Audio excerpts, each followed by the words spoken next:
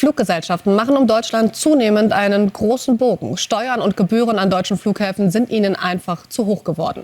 Besonders trifft es jetzt den Flughafen Hamburg. Nach Ryanair will jetzt auch Eurowings sein Angebot deutlich zusammenstreichen. 1000 Flüge im Jahr will die Lufthansa-Tochter Eurowings in Hamburg streichen. Schon am Tag zuvor hatte der Billigflieger Ryanair Kürzungen angekündigt. Auch andere Flughäfen sind betroffen, aber in Hamburg kommt gerade einiges zusammen. Für die Fluggesellschaften ist die Lage aber klar. Die staatlichen Standortkosten sind in einer Weise nach Corona gestiegen, wie das in Europa einzigartig ist. Das ist eine ganz einfache betriebswirtschaftliche Rechnung. Wenn die Airline nach Deutschland fliegt, dann kostet sie das viel mehr, als wenn sie irgendein anderes Ziel in Europa ansteuert. Und deshalb wird Deutschland aus den Flugplänen gestrichen. Ein Thema allerdings, das auf der Straße die Leute nur wenig bewegt, auch wenn mit Wegfall von Konkurrenz nun Flugpreise steigen könnten. Wir fliegen gar nicht, mich interessiert das eigentlich nicht. Habe ich ehrlich gesagt wenig Bezug zu, weil wir jetzt nicht wirklich in Urlaub fliegen.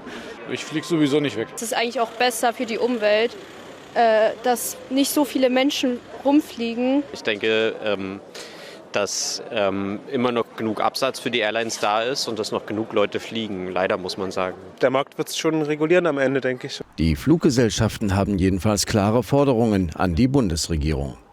Sie muss die Luftverkehrssteuer, die es nur in wenigen europäischen Ländern gibt und die in Deutschland extrem hoch ist, abschaffen. Das Zweite sind die Sicherheitskontrollen an den Flughäfen. Auch diese Gebühren sind höher als in anderen europäischen Mitgliedstaaten und gehören reduziert. Und der Staat muss sich an diesen Kosten beteiligen. Ryanair zieht sich nun auch von anderen deutschen Flughäfen ganz oder teilweise zurück. Auch Eurowings spricht nur von einem ersten Schritt. Man prüfe Streckeneinstellungen an anderen Flughäfen. Was das alles für die Reisenden bedeuten wird, ist noch unklar. Und das Thema möchte ich einmal vertiefen mit Hermann Josef ten Hagen. Er ist Chefredakteur von Finanztipp. Guten Tag, Herr ten Hagen. Guten Tag, hallo. Ja, die großen Fluggesellschaften machen anscheinend einen großen Bogen um Deutschland. Was läuft denn hier falsch? Warum sind deutsche Flughäfen nicht mehr so attraktiv? Also ob die einen großen Bogen machen, muss man mal gucken. Das ist jetzt eine erste Ankündigung. Teil 1. Teil 2 ist, wir haben in Deutschland eine Situation gehabt, wo wir jede Menge Provinzflughäfen heftig subventioniert haben. Also alle Steuerzahler, jede Aldi-Verkäuferin bezahlt im Augenblick dafür, dass manche Leute billiger fliegen. Das gilt es erstmal abzuschaffen. Und dann muss man gucken, wenn die laufenden Kosten an den Flughäfen zu hoch sind, dann muss man sich fragen, sollen die Leute dort weniger bezahlt werden in Hamburg oder in Frankfurt? Glaube eher nicht. Also von daher erstmal gucken, sind die Kosten real und dann müssen die eben auch bezahlt werden von den Leuten, die fliegen. Inlandsflüge wollen wir ja sowieso nicht mehr so viel. Ja, ich glaube, wir haben uns jetzt alle daran gewöhnt, dass wir nicht mehr für 16 € zum Beispiel nach Mallorca fliegen können, wie das noch vor einigen Jahren der Fall war. Aber wenn jetzt Ryanair und Eurowings so viele Flüge an deutschen Flughäfen streicht und jetzt eben auch der Lufthansa-Chef Carsten Spohr davor warnt, auch so welche Maßnahmen in Erwägung zu ziehen. Auf was müssen wir uns da noch gefasst machen? Das wird man dann im Einzelfall sehen müssen. Im Augenblick, also in den letzten Jahren war es ja erstmal so, wir mussten die Lufthansa retten.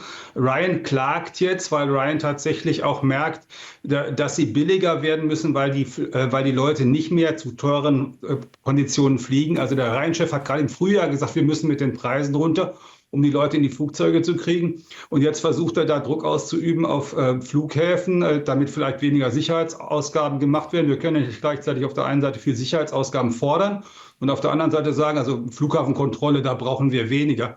Also ich finde das eine reine Lobbyistennummer im Augenblick. Und ich weiß auch nicht, ob die Leute aus der Umgebung von Hamburg dann künftig nach Stettin fahren sollen oder nach Kopenhagen zum Fliegen. Das ist ja auch ein gewisser Aufwand. Und wenn ich dann 15 € mehr bezahle, um in Hamburg zu fliegen, dann fliege ich lieber aus Hamburg als aus Stettin oder Kopenhagen, schon wegen der Reisekosten, die ich dahin habe. Ja, das waren jetzt erste Lösungsmöglichkeiten, die Sie jetzt mal angesprochen haben für die Fluggäste. Aber auf was müssen die sich jetzt grundsätzlich einstellen? Wird Fliegen noch teurer, also mehr als 15 €, die Sie gerade in den Raum geworfen haben? Also möglicherweise wird Fliegen teurer, aber das ist ja dann eben auch eine Frage, die an anderen Stellen entschieden wird, nämlich zum Beispiel bei der Frage, was eigentlich Luftverkehrsabgaben sein sollen. Wir reden die ganze Zeit vom Klimaschutz, was muss da passieren? Und auf der anderen Seite, was kann man denn effizienter machen beim Fliegen? Also neue Flugzeuge, die weniger Sprit verbrauchen, sind natürlich für eine Fluglinie ein erheblicher Einsparfaktor, den man da haben kann. Und an der Stelle werden sich die Fluggesellschaften durchsetzen, die nicht nur günstig fliegen können, weil wir die Flughäfen subventionieren, sondern günstig fliegen können, weil sie zum Beispiel besonders wenig Sprit mit ihren Fliegern verbrauchen.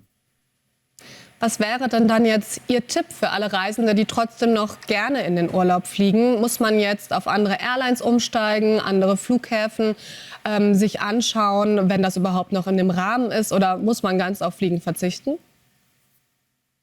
Der Punkt ist, dass man einfach Preise vergleicht, sich das anschaut, was das Fliegen kostet an einem bestimmten Punkt und auch prüft, ob man nicht auf einem anderen Wege dahin kommen kann.